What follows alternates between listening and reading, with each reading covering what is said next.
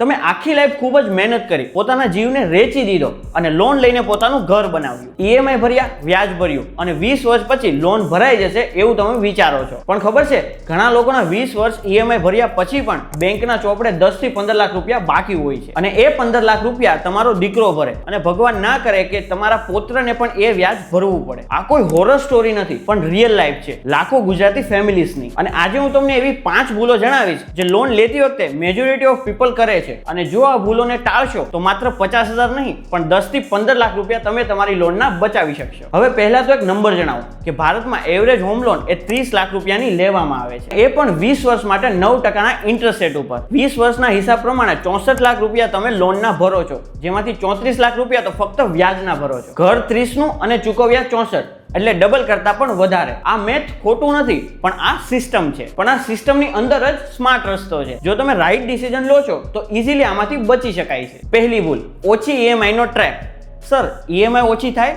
બેંકમાં જઈને 90% લોકો આ સવાલ પૂછે છે. હવે ઈએમઆઈ ઓછી કરવી એટલે ટેન્યુઅરને વધારવી, ટેન્યુઅર વધારવી એટલે વ્યાજને આસમાને પહોંચાડવું. હવે 30 લાખની લોન 9% પ્રમાણે 15 વર્ષના ટેન્યુઅર ઉપર લેશો એટલે કે ટોટલ ઇન્ટરેસ્ટ 25 લાખ ચૂકવવું પડશે. 25 વર્ષ ટેન્યુઅર ઉપર ટોટલ ઇન્ટરેસ્ટ 42 લાખ બનશે અને 10 વર્ષ ઓછી ટેન્યુઅર ન કરવાથી 17 લાખનો ડિફરન્સ આવશે. ઈએમઆઈ ને 2 થી 3 હજાર ઓછી કરવા આપણે 17 લાખ વધારે દઈએ છીએ. આ લોજિક ઘરના બજેટને કમ્ફર્ટેબલ રાખે છે પણ બેંક એકાઉન્ટને બિલકુલ ખાલી કરે છે. લેસન એકદમ ક્લિયર છે. અફોર્ડેબિલિટી ઉપર નહીં પણ ટોટલ ઇન્ટરેસ્ટ કોસ્ટ ઉપર ડિસિઝન લો. ટેન્યુઅરને 10 થી 15 વર્ષનું રાખો, ના કે 20 થી 25. હવે બીજી ભૂલ, ક્યારેય પ્રી પેમેન્ટ ન કરવું. એક્ઝામ્પલ તરીકે દિવાળી બોનસ આવ્યું 1 લાખ રૂપિયા. મેજોરિટી ઓફ પીપલ એવું કરશે કે ટીવી લાવશે અથવા તો વેકેશન પર જશે અથવા ગોલ્ડ લેશે. પણ સ્માર્ટ લોકો આ જ બોનસને લોનના પ્રિન્સિપલ ઉપર પ્રી પેમેન્ટ કરશે. જુઓ, લોનના અર્લી યર્સમાં ઈએમઆઈ નો 75 થી 80% ભાગ એ ફક્ત ઇન્ટરેસ્ટમાં જાય છે, જેનાથી લોનનું પ્રિન્સિપલ ઘટતું નથી.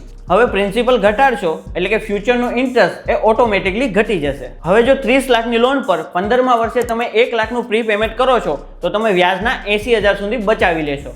અને આ સેમ જ લોન પર તમે 5મા વર્ષે જો 1 લાખનું પ્રી પેમેન્ટ કરો છો તો વ્યાજના 2.5 થી 3 લાખ સુધી બચાવી શકો છો. અમાઉન્ટ એકદમ સેમ જ રહેશે પણ 10 ગણો ફરક પડશે માત્ર ટાઈમિંગના કારણે. તો આ ભૂલનો મેઇન લેસન એ છે કે બોનસ, એક્સ્ટ્રા ઇન્કમ અથવા તો કોઈ એક્સ્ટ્રા પેમેન્ટ આવે તો તેને તમે લોનના પ્રિન્સિપલમાં નાખો, કારણ કે વેકેશન વેઇટ કરી શકશે પણ લોનનો ઇન્ટરેસ્ટ ક્યારેય નહીં. હવે ત્રીજી ભૂલ, સિબિલ સ્કોરને ઇગ્નોર કરવો. સિબિલ સ્કોર 720 હોય તો એ સારો કહેવાય કે ના કહેવાય? જો સિબિલ સ્કોર 720 થી 780 ની વચ્ચે હોય તો 30 લાખની હોમ લોન પર તમને 0.5% થી 1% સુધીનું ઓછા વ્યાજનો બેનિફિટ મળી શકે છે. વધારેમાં 15 વર્ષના ટેન્યુઅરમાં 3 થી 4 લાખ જેટલો ફરક પડી શકે છે. અને જો તમારો સિબિલ સ્કોર 780 કરતા વધારે હોય તો તમને બેસ્ટ રેટ મળશે અને પ્રીમિયમ ટ્રીટમેન્ટ પણ. હવે જો તમારો સિબિલ સ્કોર 650 થી ઓછો છે તો લોન અપ્રુવલ તો મળી જશે પણ ટોર્ચર ઇન્ટરેસ્ટ રેટ મળશે, એટલે કે વ્યાજ ભરવામાં પરસેવો છૂટી જશે. સિબિલ સ્કોર એ ઓટોમેટિકલી ઘટે છે જ્યારે આપણે કોઈ પણ ક્રેડિટ કાર્ડનું પેમેન્ટ લેટ કરીએ, મલ્ટિપલ લોનની ઇન્ક્વાયરી કરાવીએ અથવા તો કોઈ ઈએમઆઈ બાઉન્સ જાય ત્યારે સિબિલ સ્કોર ડાઉન જાય છે.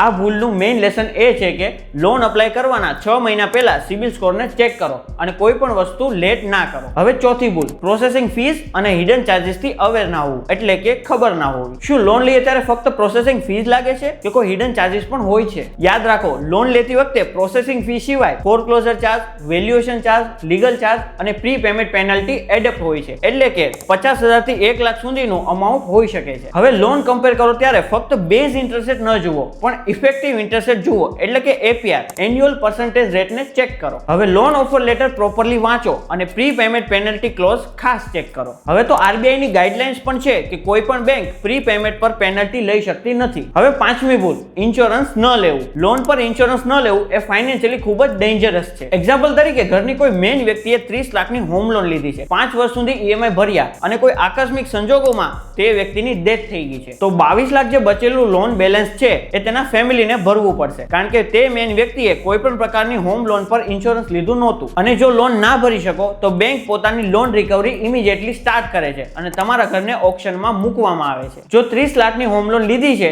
તો 15 થી 20 વર્ષ એ પર યરનું ટર્મ્સ ઇન્સ્યોરન્સ આવશે અને એવરી મંથ 3 થી 4,000 રૂપિયા એ લોન કવર ઇન્સ્યોરન્સ આવશે. એટલે ઈએમઆઈ 28,000 ભરો છો અને જો ઇન્સ્યોરન્સના 3,000 નથી ભરતા તો બધું પાણીમાં. જુઓ, હું નથી કહેતો કે નથી માનતો કે હોમ લોન ના લેવાય, પણ ઘણીવાર જીવન જરૂરિયાત વસ્તુઓ માટે હોમ લોન લેવી પડે છે. હા, પણ એવું ના બને કે લોન લઈને લાઈફ ઈઝી કરવાની જગ્યાએ વધારે ખરાબ કરીને બેસી રહીએ. એમાં કોઈ સમજદારી નથી અને એટલા માટે જ મેં આ વિડીયો બનાવ્યો છે. જો તમે આ વિડીયો YouTube પર જોઈ રહ્યા હો તો ગુજરાતી મની મેટરને સબસ્ક્રાઇબ કરી દેજો, અને જો તમે આ વિડીયો Facebook પર જોઈ રહ્યા હો તો ગુજરાતી મની મેટરના પેજને ફોલો કરી લેજો, અને આ વિડીયો એવા વ્યક્તિ સાથે શેર કરજો કે જે લોન લેવાનું પ્લાનિંગ કરી રહ્યા હોય અથવા તો જેના પર લોન ચાલતી હોય.